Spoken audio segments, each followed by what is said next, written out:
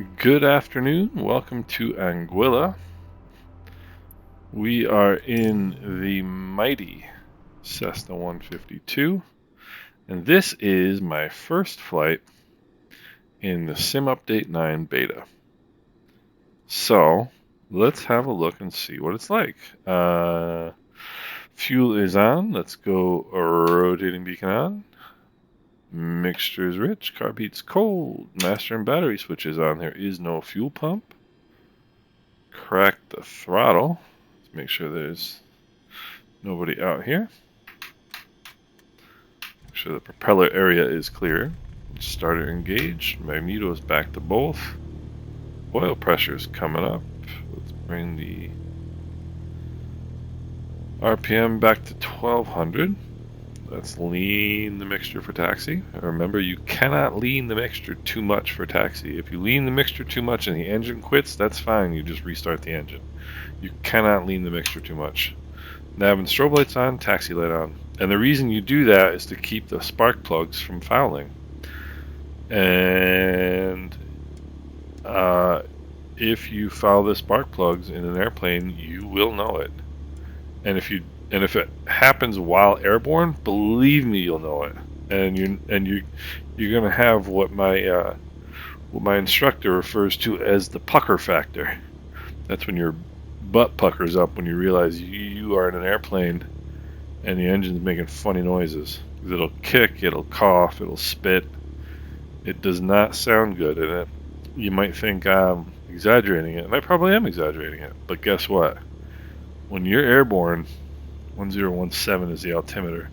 When you're airborne and your engine starts making funny noises, it sounds a whole lot worse than it does when you're on the ground. I'll tell you that much. 1017. So, always lean your engine for taxi, and be aware you cannot lean it too much. You just can't. Usually what happens, and I'll engage the brakes, release the parking brake. Usually what happens if you lean it too much and you add throttle to get moving, it'll sputter a little bit, and then you know you've leaned it too much. Anguilla traffic, Cessna 4753 X-ray, taxiing to runway 11 via taxiway Bravo, Anguilla. So, anyway. Let's get moving. You might be able to tell by listening to me as you see the beautiful Clayton J. Lloyd International Airport.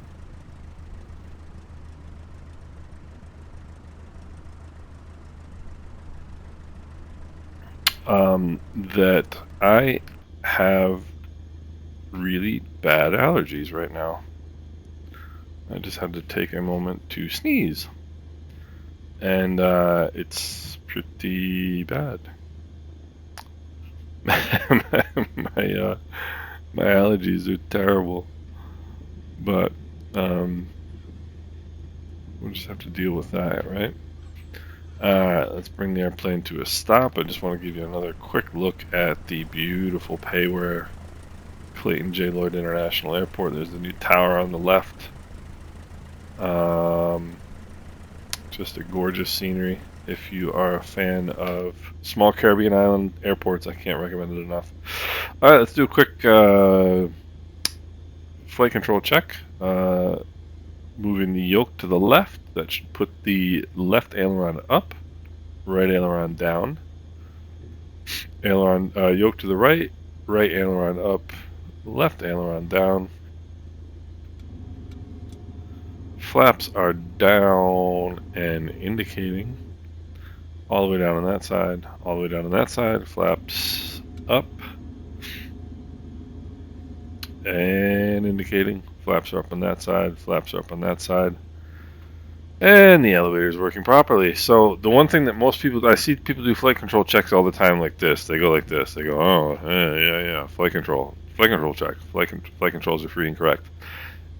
The side you turn it to should go up. The airplane that I fly in real life just came out of annual inspection.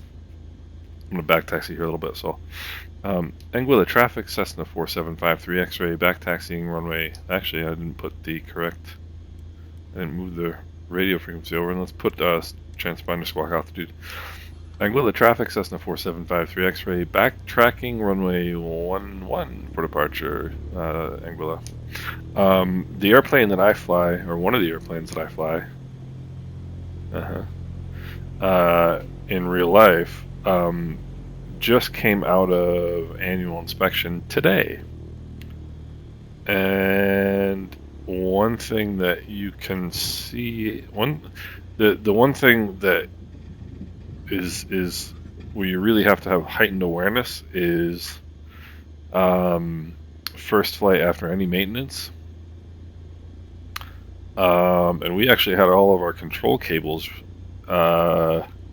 replaced this year. So the chances, I mean, I trust our mechanic, but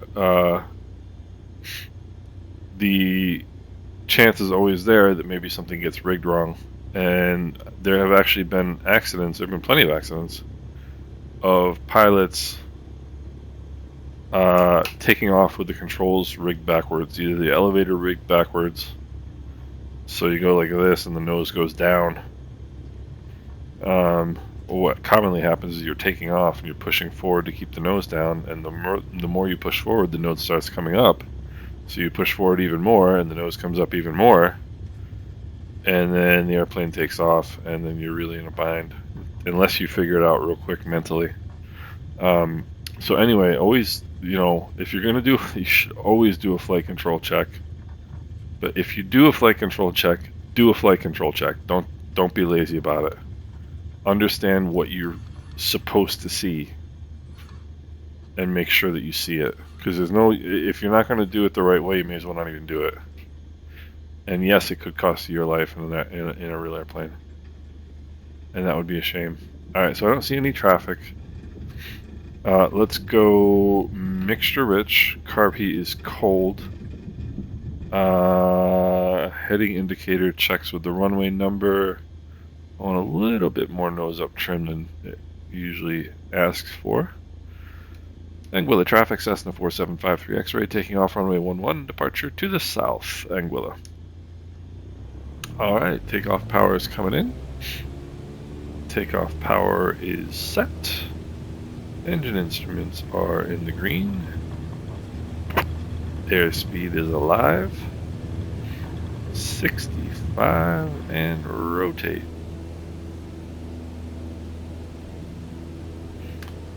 And there is the beautiful scenery of Clayton J. Lloyd International Airport. Clayton J. Lloyd was the father of Anguillan Aviation. Alright, 500 feet AGL, we can begin our turnout. Make our turnout to the south here. 75 knots is good for the climb. Anguilla traffic, Cessna 4753 X-ray, right crosswind departure, departing southbound, Anguilla. Hold on for 1 second.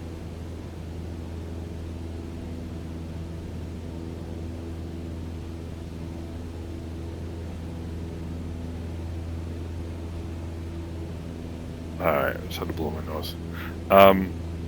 Clayton J. Lloyd was the father of Anguillan Aviation. He was, he ran a charter company, aviation charter company. 1,000 feet AGL, there is no fuel pump in this airplane, so there's nothing to turn off.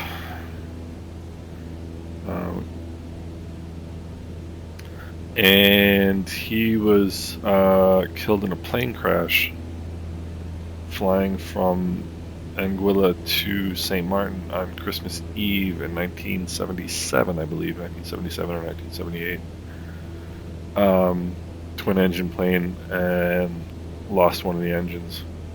And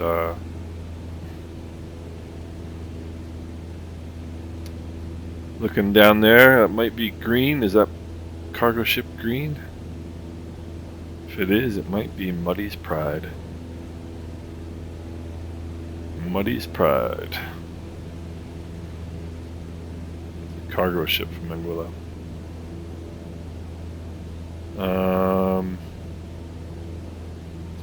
Let's see St. Martin. There's Saba off in the background in the distance.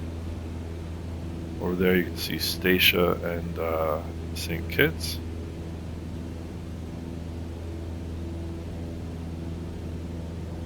And Nevis to the south of that. 2,000, I'm going to climb to 2,500. Actually, I'm going to climb to 2,400. And the reason is that's the max altitude of the VFR corridor between St. Martin and St. Barts. Let's actually make it 2,300, give us a little leeway here.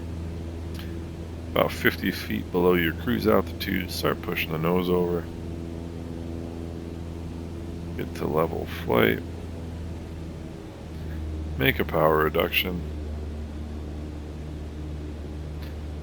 A gross trim input.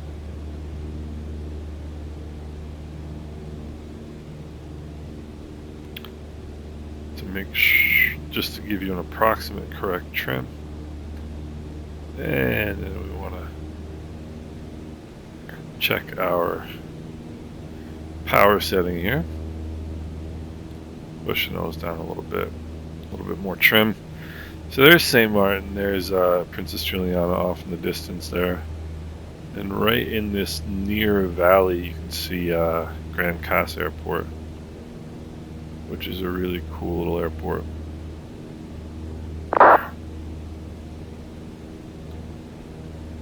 Alright. There's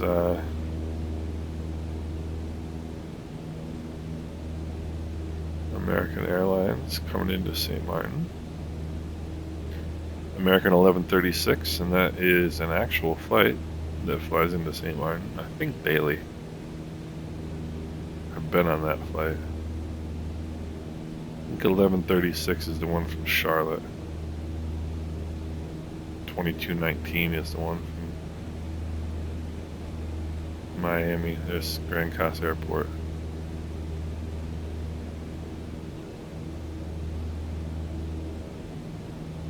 Now, if you were to say to me, Mike, you know almost a little bit too much about this area, I would say to you, yeah, it's possible. So, Sim Update 9. That was the whole point here, wasn't it?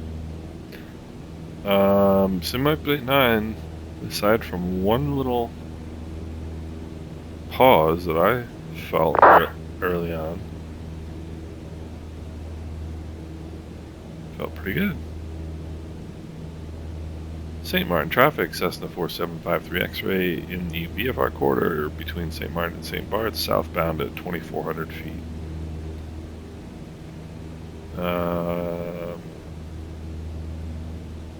Feels pretty good. Feels really smooth. Let's see if we can see that.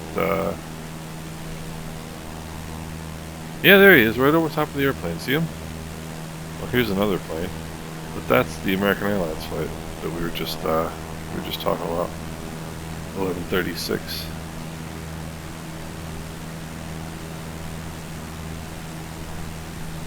The water looks spectacular, like it usually does. I think they've done some extra water masking around here, and I'll show you what I mean when we get over towards Grand Casse. What we're going to do today is going to fly over to St. Barts, land at St. Barts, taxi back, take off, fly over to Grand Casse. And I'll show you once we're over at Grand Casse what I'm talking about with the new water masking. They've got some really cool water masking over there. And the water masking, what I know some people may not know what that means. It means like these, like here the water is just water, right? but you've got these like areas along in here and here and there where they've got kind of special characteristics for the water. And it makes such a huge difference in terms of how the sim kind of feels and looks. And I personally think the water is one of the things that Microsoft Flight Simulator gets so right. I mean, when I first started flying Microsoft Flight Simulator, I was still using Prepared as my instrument training platform, or my instrument proficiency platform, however you want to put it. I was still doing my instrument stuff in Prepared, and I still have Prepared on my computer because it's got some, like, for example, the GTN 750, which I have in my actual airplane. They've got the real version of that for Prepared. I've got a good Cessna 180, Cherokee 180 for Prepared. And the clouds, the clouds in Prepared are really, really good. So you can set like a low level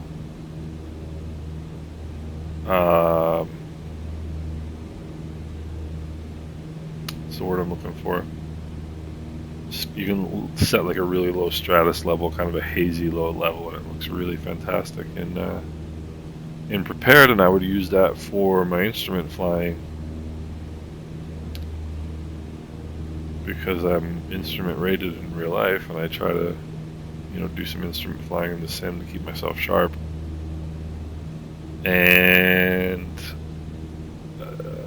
for all of its faults and all of the things that it's missing, Microsoft Flight Simulator is just so far ahead of the other simulators that it's very difficult to go back.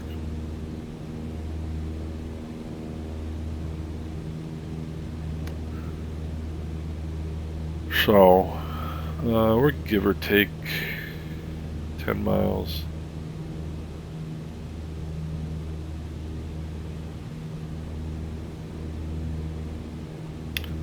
St. Barts traffic, Cessna 4753 X-ray is 10 miles to the north, inbound runway 10, St. Barts.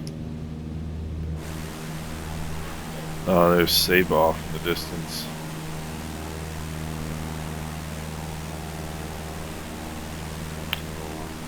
Saba is a place I really haven't flown to very much at all.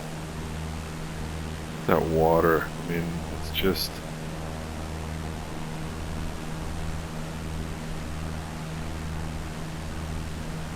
incredible, it really is.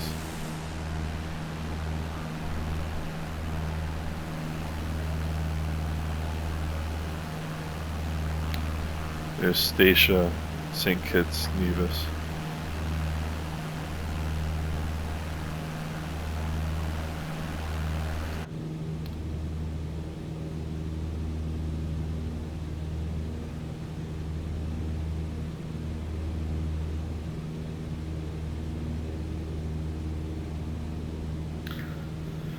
So it's time to get our heads on a swivel here and keep an eye out for traffic.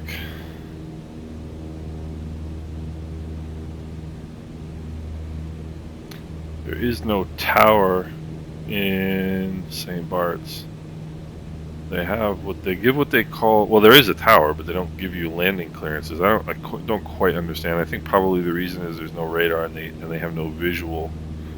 They don't have visual view of the final approach course, so they can't even provide visual separation. But there is a tower, but they do not provide landing clearances. They provide traffic information, and even that's not separation. Separation is the responsibility of the pilot. So the short story is, let's put the carb heat on. That's always your first power reduction. So the point is that it's a common traffic advisory frequency. Or actually, no, this actually would be a Unicom. Because in real life, when you call St. Bart's, they answer.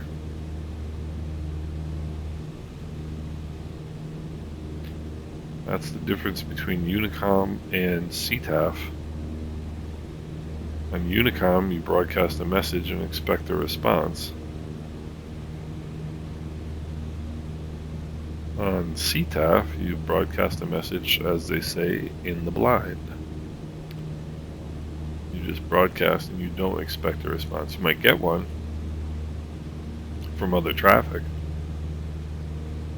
but you don't expect a response.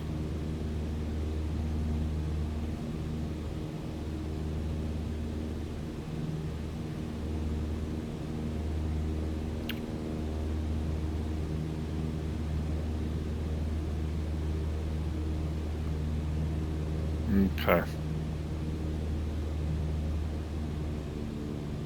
Bring the power back to about 2100. Nose is going to pitch down.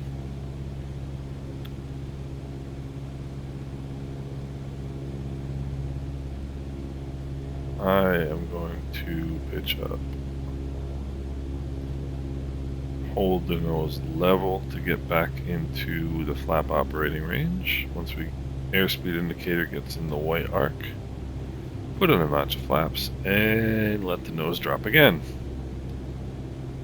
Meanwhile, you may have noticed we lost another 100 RPM.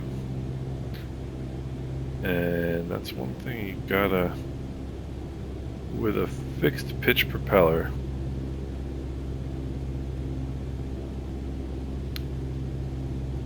it will, if you pull the nose up, you will lose RPM. Push the nose down, you will gain RPM.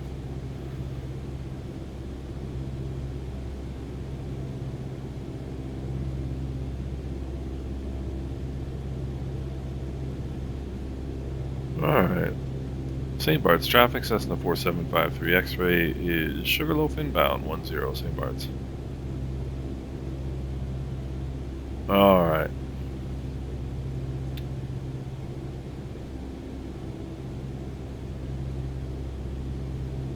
So,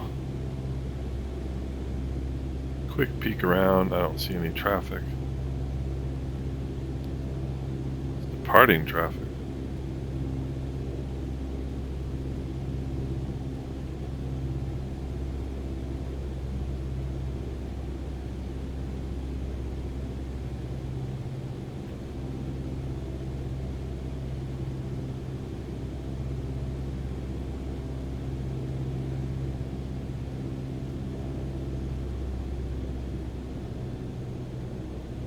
Back to 1900 RPM.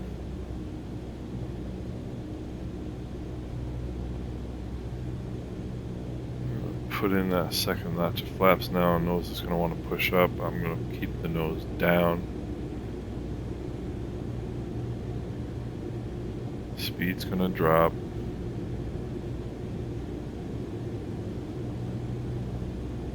I want to make sure that I get trimmed to 65 knots. St. Bart's traffic, Cessna 4753 X-ray, short final 10 St. Bart's. Now the guys who fly here will look at these boats to see which way the wind is coming.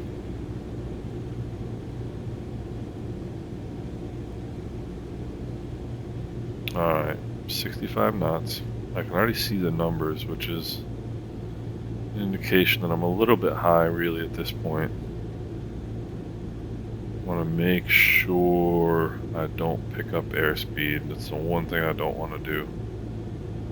Glide path is alright. Bring the power back to 1500. Airspeed's good. I'm high. Coming back on the power. Power's out. Alright, airspeed. Watch the airspeed. Oh. Power's coming in. I'm gonna push in the carb heat. Positive rate of climb. Bring up the first notch of flaps. Let the airspeed build up a little bit. Positive rate of climb. Walk up the second notch of flaps. Make a left turn here to runway to heading 060. St. Barts traffic, Cessna 4753 X-ray going around St. Barts. One thing I've noticed, they've corrected those. Used to see those big squares in the water, kind of crawling across the water as you're coming out, and they've corrected that, which is good.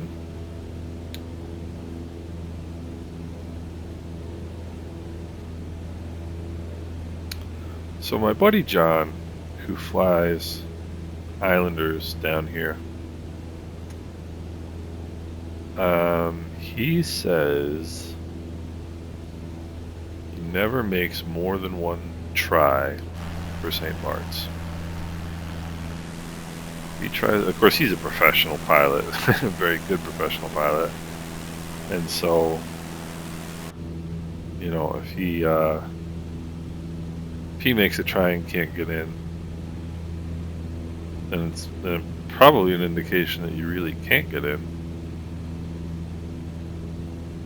Alright, winds are 09 011 060 to 120. So, push the nose down here. This is probably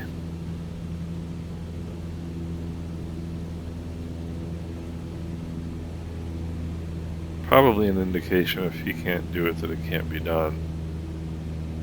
But he says if he tries St. Barts and he doesn't get in the first time, he goes back from whence he came. He doesn't try it again. But I'm not all that bright, so we're going to try it again. St. Barts traffic, Cessna 4753 X-ray, left downwind runway 10 St. Barts. Let's get a look out here and see if we see any incoming traffic. I don't.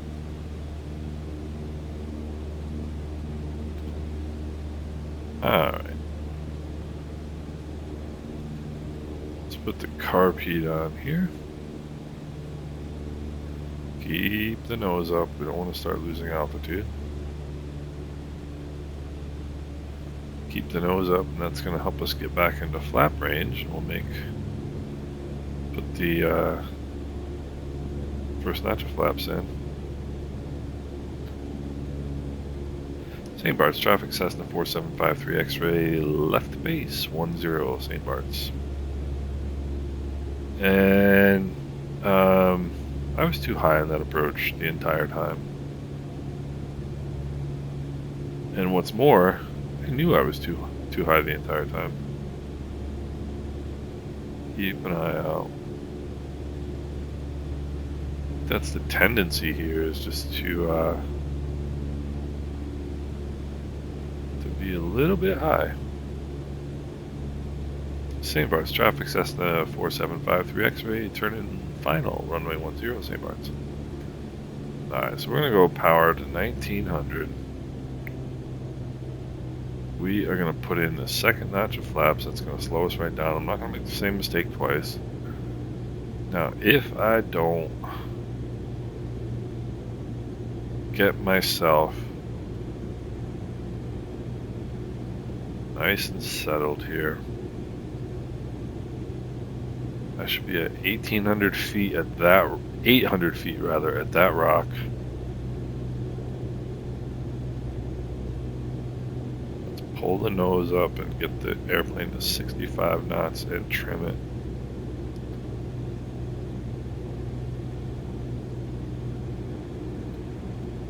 Alright, 65 knots is where we want to be. Remember, you trim for airspeed, not vertical speed.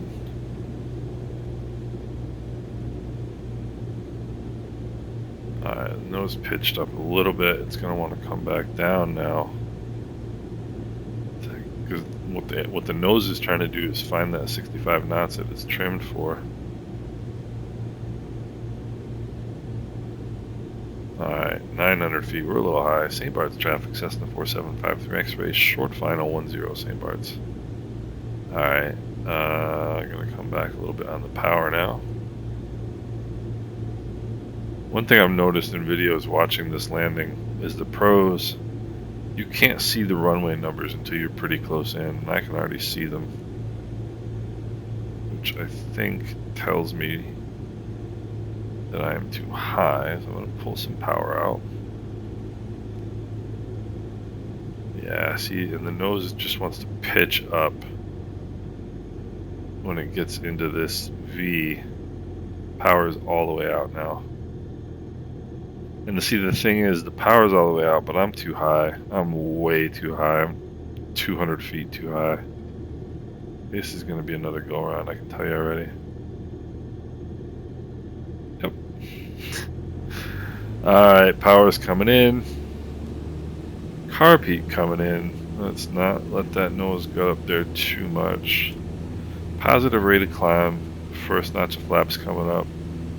Let's let some airspeed build. Positive rate of climb, second notch of flaps coming up. St. Bart's traffic, Cessna 53 X-ray going around St. Bart's. And, yeah, I mean, a little closer. A little closer. Heading a 060.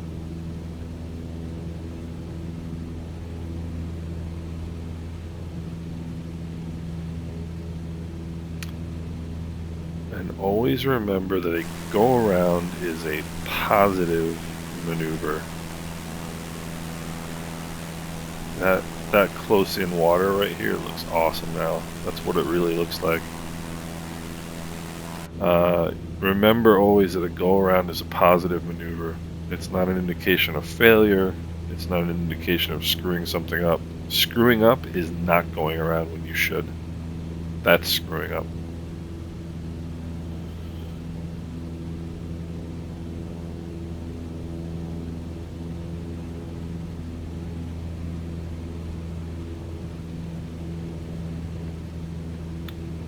I mean, I guess in a higher performance airplane,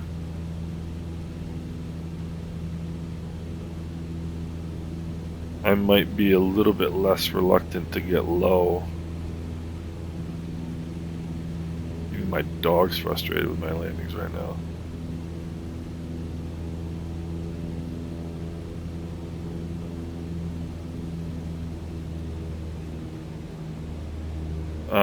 In a higher performance airplane, I might be a little bit less reluctant to get low.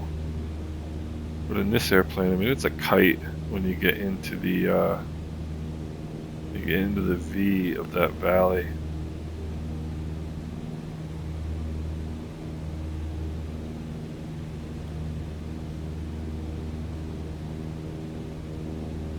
St. Bart's traffic, Cessna 4753 X-ray, left downwind, runway 10 St. Bart's.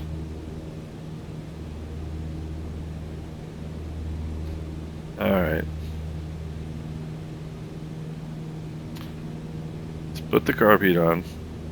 Third time gonna be a charm? I think it might be.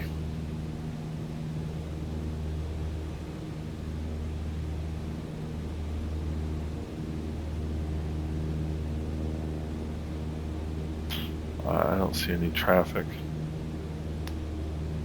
St. Bart's traffic, Cessna 4753 X-ray, turning left to base, runway 10 St. Bart's. Round and round we go. It's alright. Alright, carb heat's on. Bring the engine power back to 2000.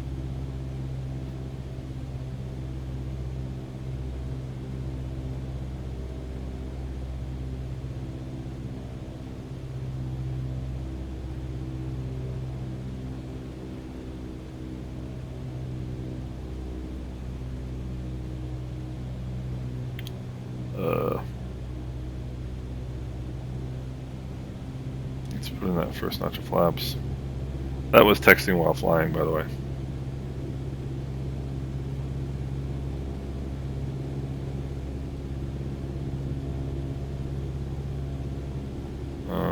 And it's not recommended.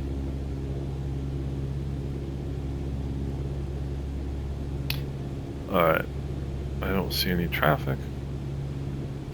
St. Barts, traffic, Cessna 4753 X-ray, turning 3 mile final, runway 10, St. Barts. Alright, second notch of flaps. Nose is going to want to pitch up. I'm going to keep that nose down. Alright, I want to get to 65 knots. That's what I want to do right now.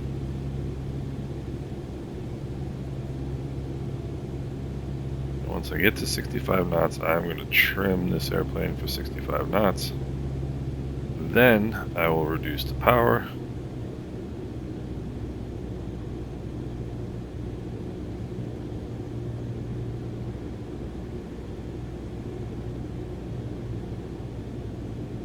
And I'm going to reduce the power some more because the nose is pitching up again. I think 1700 is max what I want. See, you get like right here and you just feel like I'm too high, or I'm too low rather. But the reality is, I think you just gotta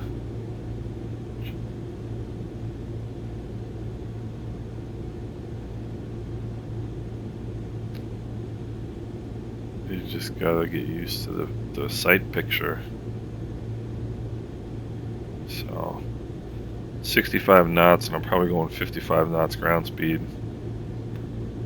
So 500-600 RPM, or 500-600 foot per minute descent rate is pretty good. St. Barts, traffic, Cessna 53 X-ray, short final 10, St. Barts. See, it's going to want to pitch the nose up right now. I'm going to take a little bit of power out. Add that power back in. You know what? I'm coming to 1500 right now. I'm going to stay there. See, it's pitching up. It's pitching up.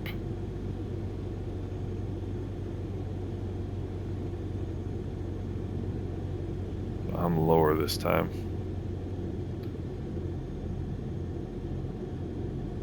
Alright, power's out. Okay, that's much, much better. Boy, look at that.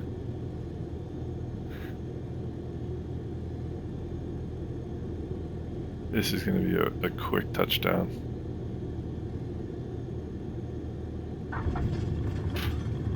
And full brakes. And full back on the yoke. You go full back on the yoke, you pull that right into your lap, and that's going to give you aerodynamic braking.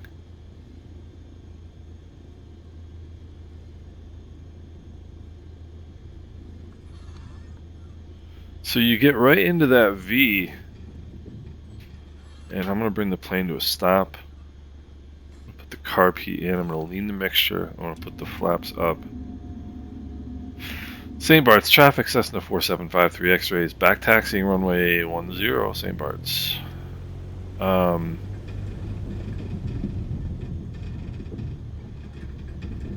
Boy, you get into that V, and it just throws you up and forward, it feels like.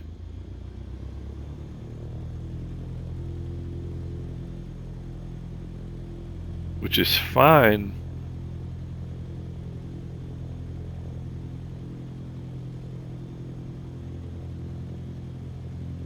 You know, the one thing I don't want it to do is to push me down. But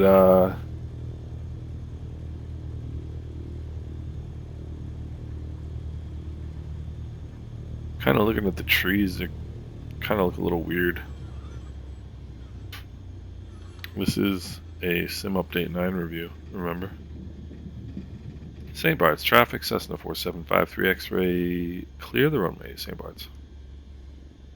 The trees look, I've got my trees on ultra. They look kind of pasty. You know that guy in the 80s who used to paint those pictures on TV? That's what it kind of looks like. I'm usually not one to kind of look around and be like, oh, that doesn't look good, that doesn't look good. But it's kind of noticeably not good.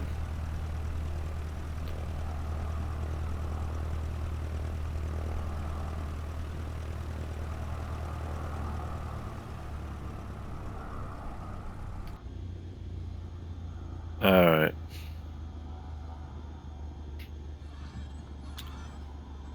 So that landing was alright. There was no flare on purpose. I could have flared and dragged it down the runway, but then I'm risking being in the beach, and I didn't want that. Alright, let's adjust the trim for takeoff. Make sure its carb heat's cold.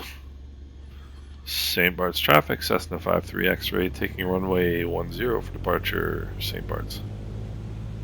There's no reason to look for down final approach for traffic because you can't see any, even if it's there. So we're gonna get way up here. Get ourselves as much of this runway as we can. Alright, we're gonna put on the brakes here. Takeoff power is coming in. Takeoff power is set. Release the brakes, and off we go.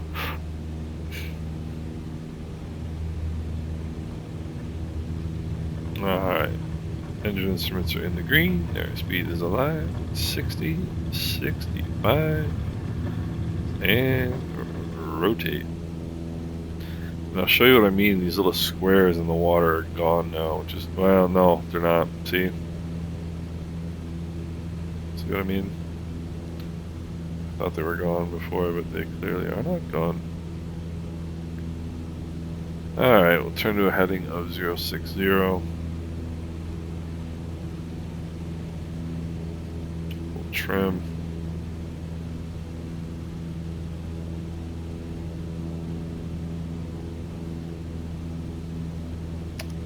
St. Bart's traffic, Cessna 53 X-rays off runway 10. We are departing northbound St. Bart's.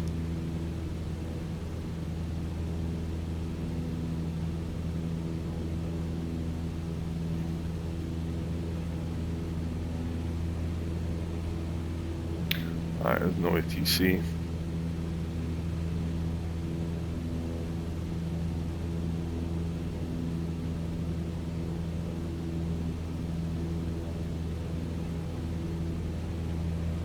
And 2,000 feet's gonna do it on the way back.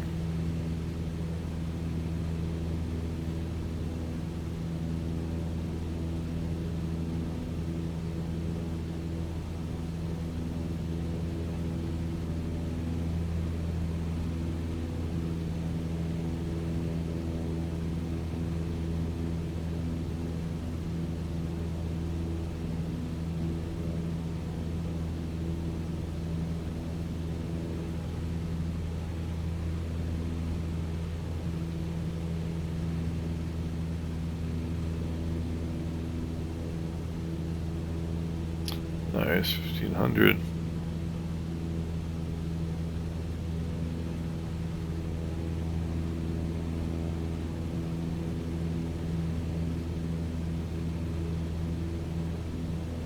Maybe push the nose down a little bit here. Cruise climb.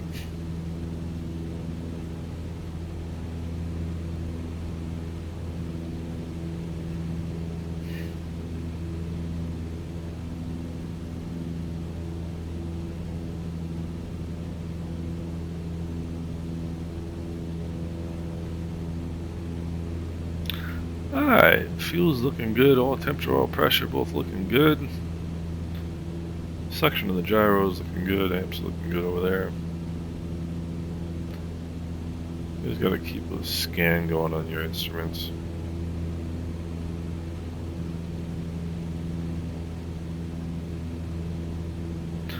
Alright, we're gonna cruise at 2,000 feet, so 50 feet below, we'll start pushing the nose over. Get to level flight.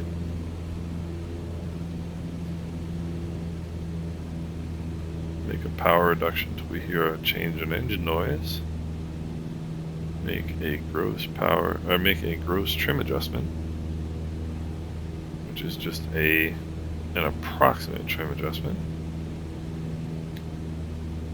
And then let's look. Got approximately the attitude we want. Let's pull the power back to 2400.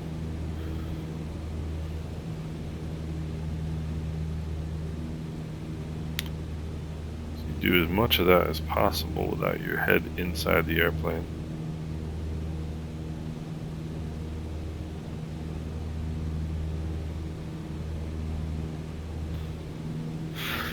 Because you don't want to be sitting here doing this when you're VFR.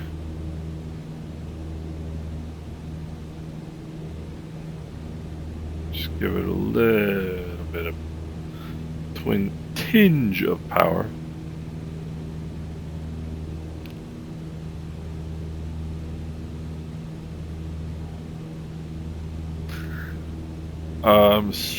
So far,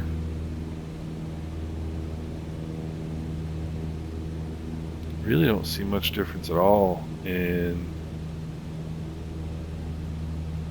Save Martin Jamaica 9002 final 105 miles, Save Martin Jamaica 9002. Cool.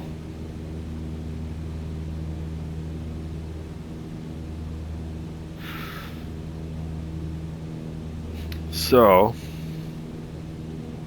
there's a mod for this plane on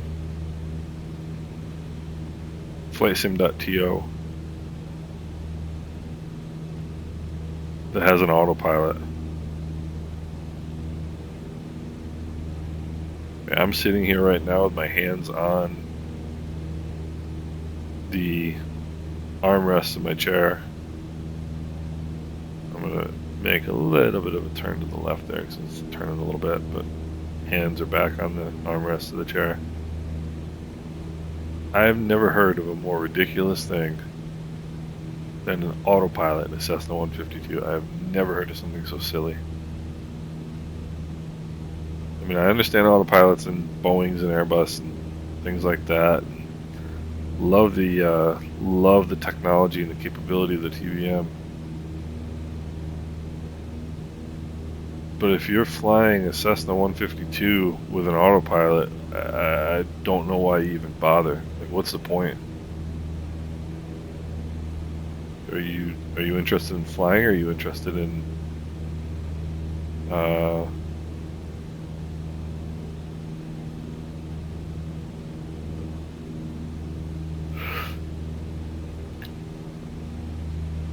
in staring out the window? I mean, it's just pointless to me. What I'm trying to say is this is not exactly a high burden airplane to fly. I mean, I'm literally not even, my hands aren't even on any of the controls right now.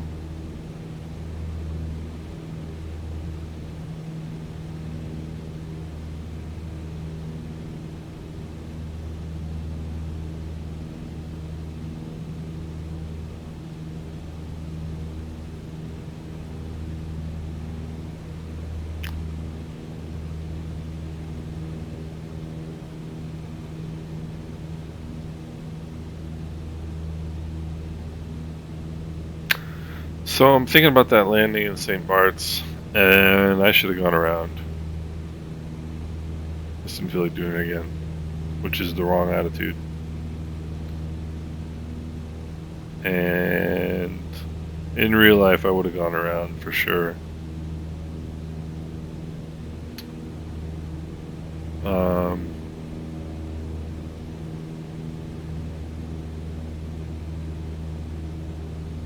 I don't know, there's times when I feel like I've got that approach so down pat and nailed.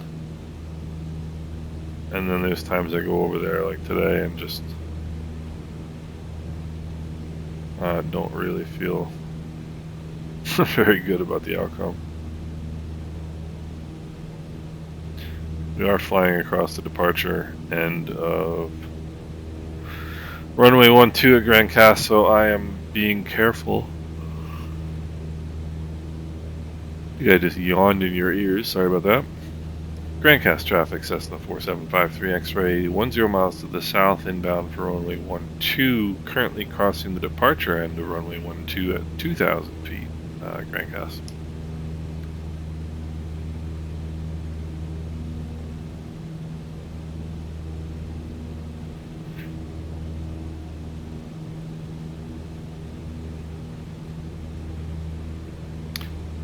And I just don't know what it is. I mean,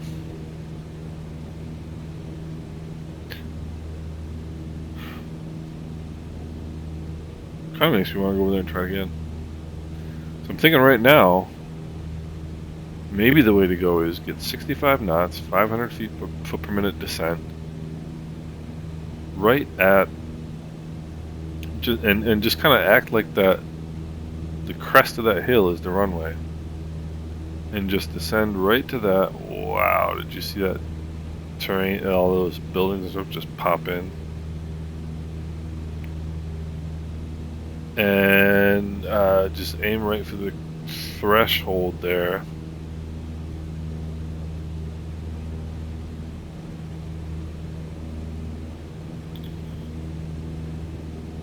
And then get to that threshold and just pull the power. I don't know. Carpet is on.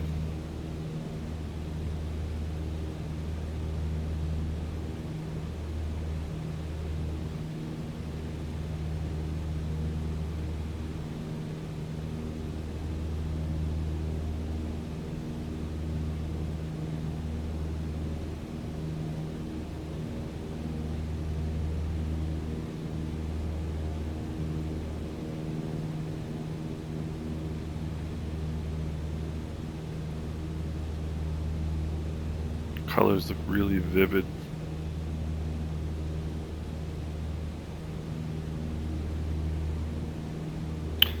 Grand Cast traffic, Cessna 53 X-ray, left downwind, runway 12, Grand Cast.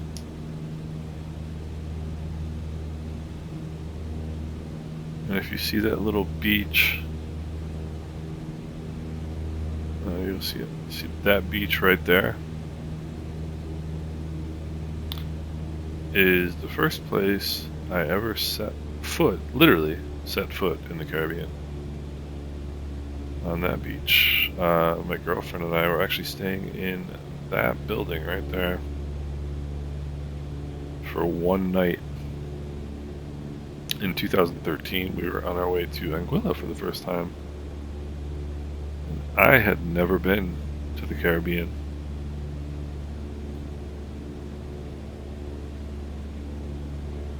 Makes you wonder what I did with the first 35 years of my life. And we flew into St. Martin to Princess Juliana, and we were going over to St. Martin, but we didn't really know, it was our first trip, we didn't really know how the easiest and fastest way to get there, so we stayed one night in St. Martin.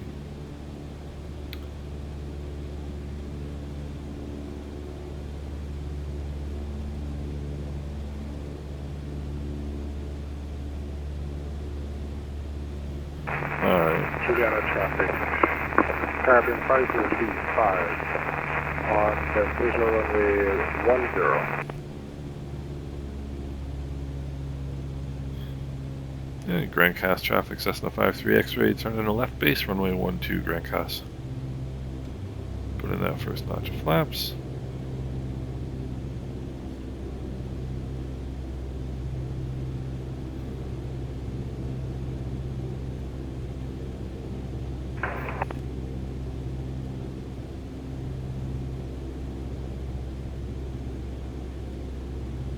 So I gotta say, I think performance is pretty darn good for the most part. I mean, I saw some scenery popping in that could be from, I mean, it's possible that it's from, I reset my cache. Possible.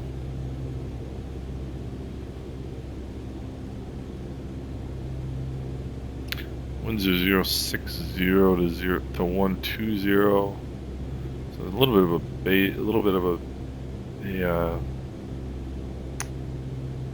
bit of a tailwind on base, so it's better to turn a little early. Put the second notch of flaps in, keep that nose down, take some power out. Grand Cast traffic, Cessna 53 X-ray, 3 mile final runway 12, Grand Cast.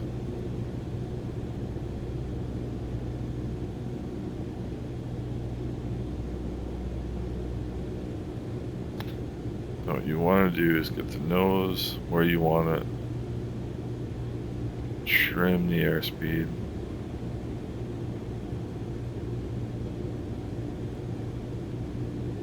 Juliana traffic, Caribbean 5035, visual runway 10, approximately 7 mile final runway 10, Juliana.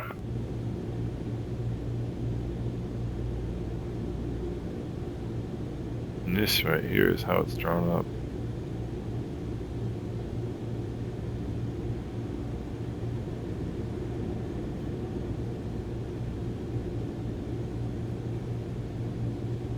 A little bit of a left crosswind.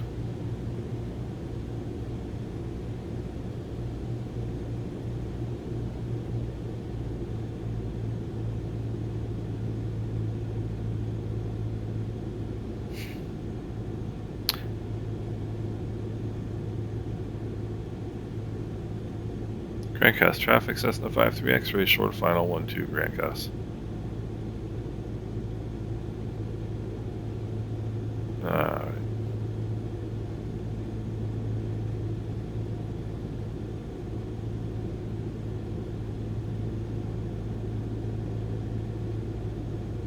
Definitely a little bit of a left crosswind.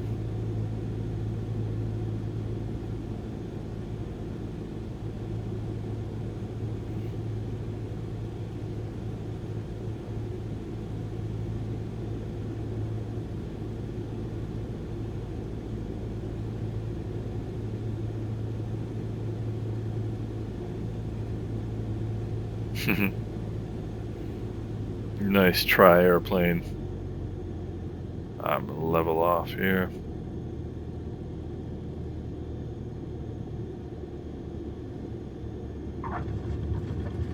That was alright. Alright, we're gonna do St. Barts again. Mixture's rich, carb heat's cold.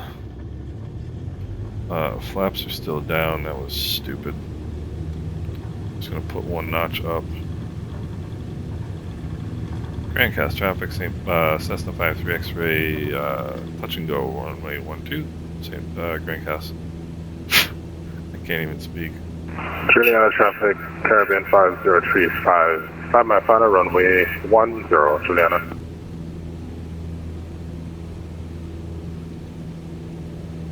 Alright, I'm going to leave that notch of flaps right where it is. I don't want to change my configuration right now. I'm perfectly happy to climb.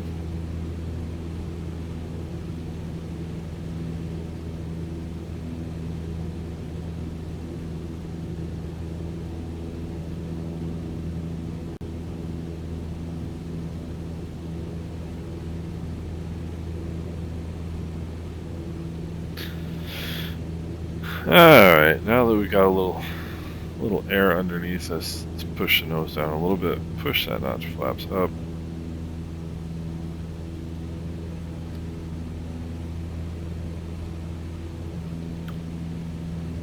And Grand Cast traffic, Cessna 53 X-ray, straight out departure from runway 12, departing to the south, Grand Cast.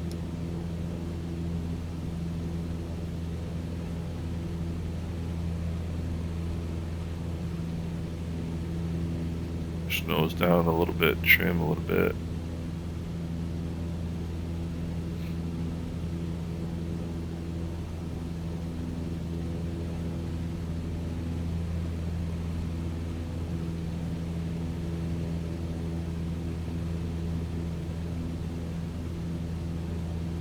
That was a really good approach.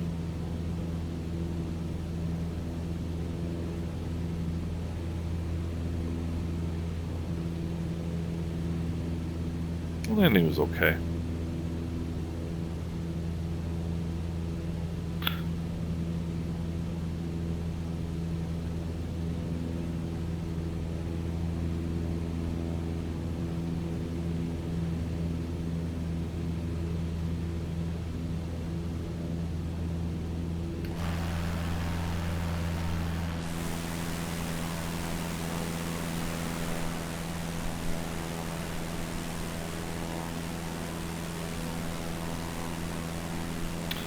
Oyster Bay Beach Club right there.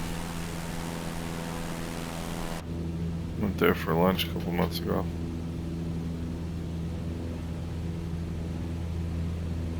Beautiful view of St. Barts from there. Alright, 50 feet to go. I'm gonna cruise at 2,000. We'll push the nose over to level flight. Make a... Juliana traffic, Caribbean 5035, backtrack runway 10.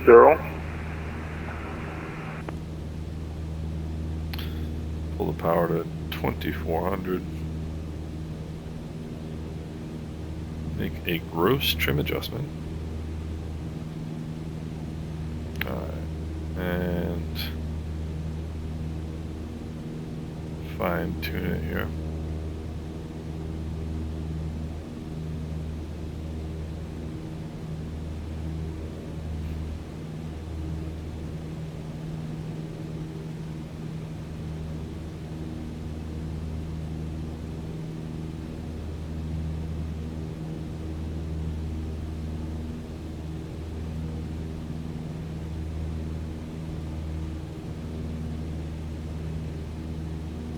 Alright, that's pretty darn good right there.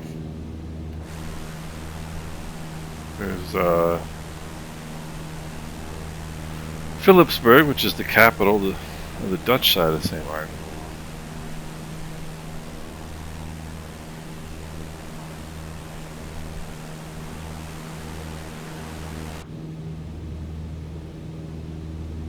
So what I'm going to do this time, I'm going to get to 1,500 feet at Sugarloaf.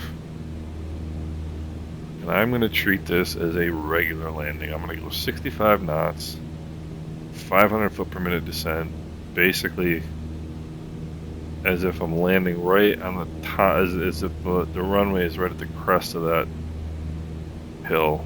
And that's effectively where I'm going to attempt to land.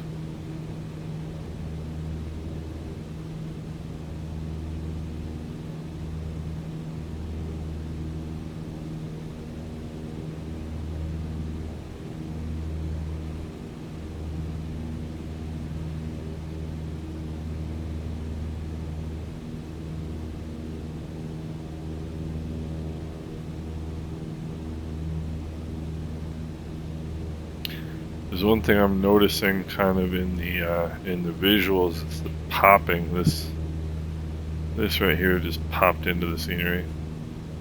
You see how these things like shimmer? Right there. Kind of shimmers. Right here. I don't like that.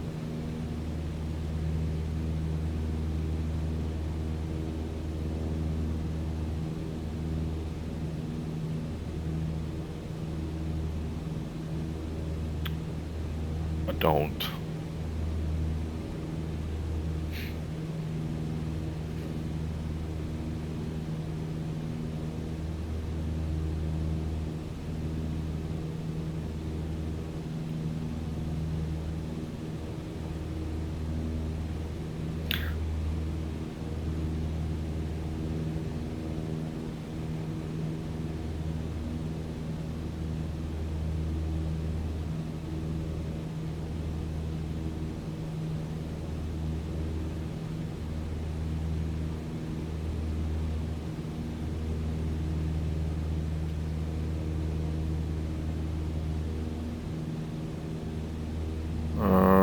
There's a wind from the south here because it takes a long time to get down here.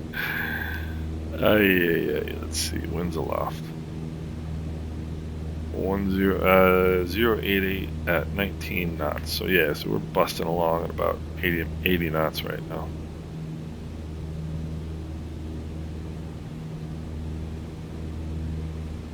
Yeah.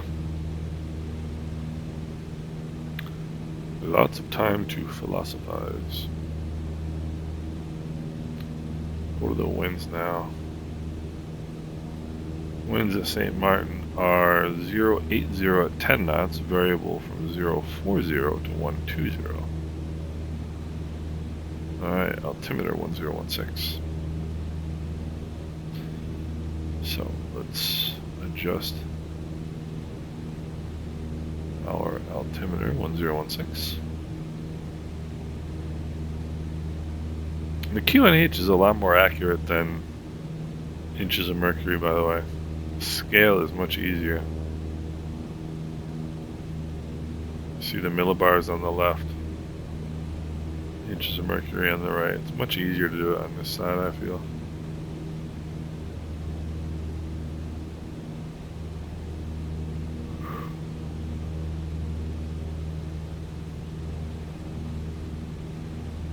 So I think those variable winds are kind of what's making it squirrely.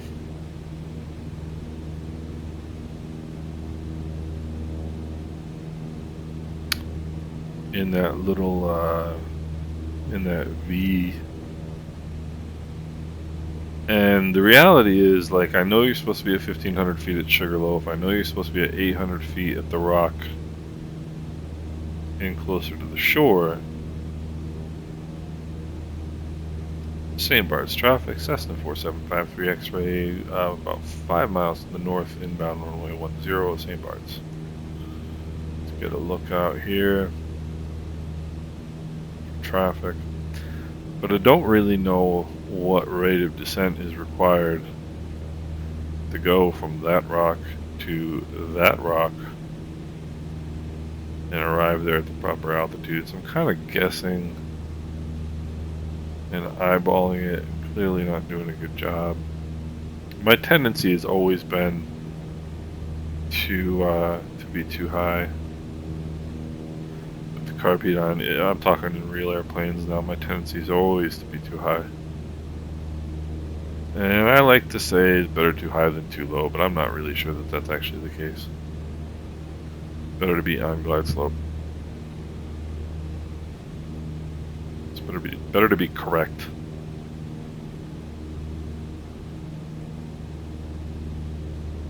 Come back to 2300 RPM. Alright. Head on a swivel here, kids. Guess nobody's coming to St. Barts today.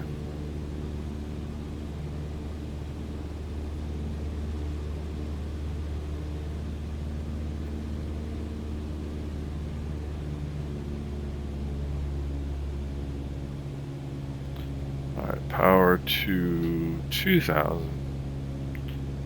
And we'll bring that nose up.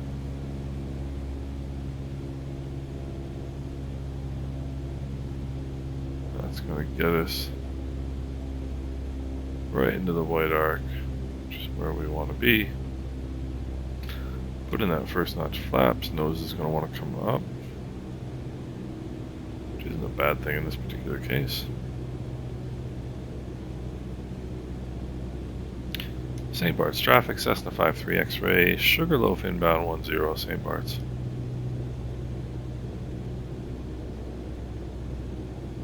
So what I'm going to do is, I'm going to get to Sugarloaf here. I'm going to put that second notch of flaps in, keep the nose down. I'm going to go 65 knots. Trim for 65.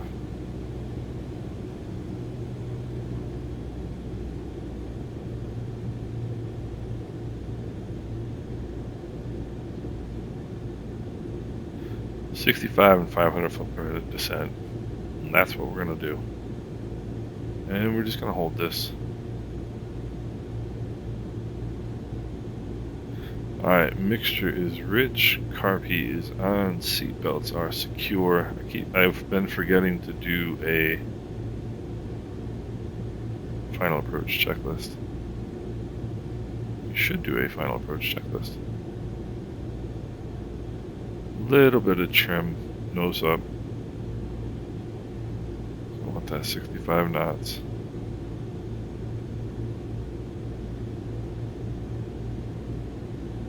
And I want that 500 foot per minute descent. Where's that rock? There we are. I want that 500 foot per minute descent. And I'm gonna pretend like push the nose down just a little bit of nose down trim, just because I want a little bit more energy.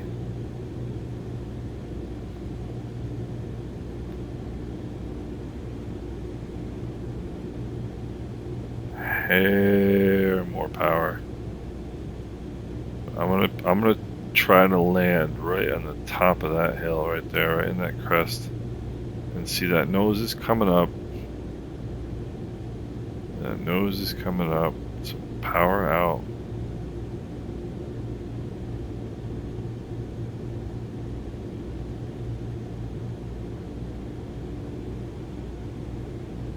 St. Barts traffic, Cessna 53 X-ray, short final 10, St. Barts. Alright. Take a little bit of power out. Because getting high. A little bit more power out. Wow.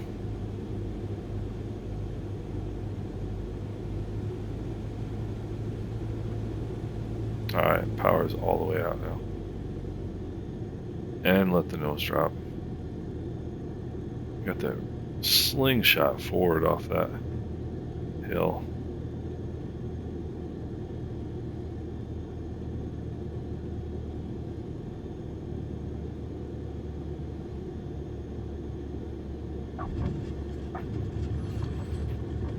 Alright, full brakes. Pull the nose back. See that yoke all the way back in my lap. What that does is put the brakes in the airplane are on the main wheels. I'm going to lean the mixture here a little bit for taxi. Put the carb heat in. Put the flaps up. The brakes for the airplane are on the main wheels. And when you pull that yoke back into your lap, what you're doing is putting more weight on those main gear. Okay, St. Barts traffic, Cessna 53 X-ray, back taxiing runway 10, St. Barts. Make sure you got your landing light on so you're visible. Always do it right down center line. You want to be on center line so you're right in the middle of somebody's viewpoint if they're looking at the runway. If you're off to the side, they might not see you, and the whole point is for them to see you on the runway. So you pull that nose, that yoke right back into your lap, and that helps you with braking. St. Barts traffic, Cessna 53 X-rays, clear the runway, St. Barts. And it also pulls the nose up a little bit, and it exposes the underside of the wing a little bit more, gives you more drag. So all stuff that's going to help you come to a stop. So I think trying to land on top of the crest of that hill is the way to go. I would like to park right here, but this truck is right in the way.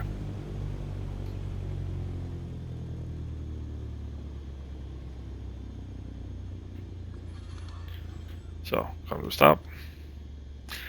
Mixture to idle cutoff. Throttle is idle. Let's engage the parking brake. Turn the lights off. Carb heat is off. Flaps are up. Turn the magnetos off. Mastering battery switches off. So, Sim Update 2, or Sim Update 9 rather. I don't really like these trees close in. They look kind of cheesy to me. Even this, it looks like it's pasted there, right? Instead of like 3D. Performance is good. I see some shimmering in the buildings and stuff, but like this right here, see that? That kind of stuff bugs me. I don't like it. But overall, it's not bad. You know, I've read some horror stories online about people in the beta, how terrible it is. It's not bad. Alright. Hope you guys are doing well.